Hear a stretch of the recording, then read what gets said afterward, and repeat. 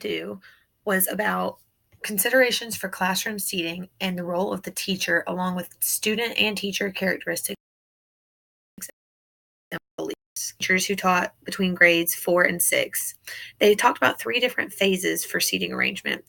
They begun with interviews about their goals and considerations for their students, which then led into questionnaires about gender, their years of experience, and their beliefs.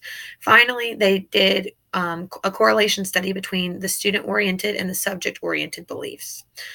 Following that, most teachers established that their seating arrangements had to do with academic considerations.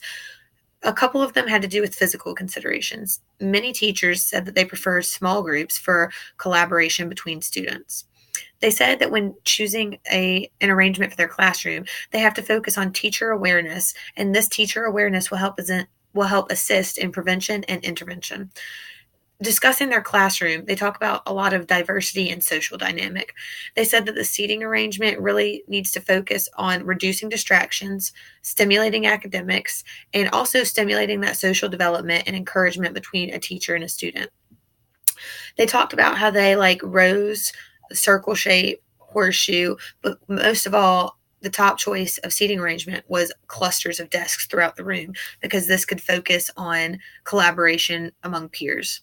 They also discussed how they want to try and have the students at an angle where all of them can see the board and nobody's back is turned away from the teacher because this would cause more distraction. My website I chose to use was from Today's Classroom, and it talks about classroom layouts and seating arrangements for effective learning. It began with talking about a traditional classroom and how all the desks are just facing the front in rows, and the classroom layout is effective only if your lesson is often on projectors or whiteboard or a PowerPoint. They then go into a modern classroom discussing large classrooms and small classrooms. They talk about how if you have a large classroom, you're at an advantage because you can arrange your desks any way that you want to. You could have rows facing the front, or you could have a horseshoe shape, a U shape, um, columns, circles, clusters, anything you want. It talks about how some disadvantages, though, are that it's hard for the instructor to move within the audience and it separates them from the students, and that student participation seems to drop.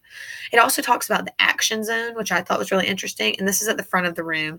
And this is when the instructor is within a radius, about a 3 to 5 foot radius of the students, and the students are solely focused on the instructor. It also discussed group involvement and about how this allows one-way interaction back and forth between the instructor and the audience. Within the small classroom, it talked about how an advantage is that everybody has a good view of the room and it allows the instructor a good deal of control in her classroom. But the disadvantages, again, were that it would be hard for the instructor to move around. So it talked about some variations of how you can arrange your desks within the classroom. In a small classroom, you could have perpendicular, where tables are in rows perpendicular to the teacher's table. And then it also talks about how you can split desks into groups. This, much like my research article, discussed how the clusters are their favorite because it allows for conversation, collaboration, and cooperation. It also talked about a U-shaped layout, and this is more for smaller classrooms, kind of like a horseshoe shape.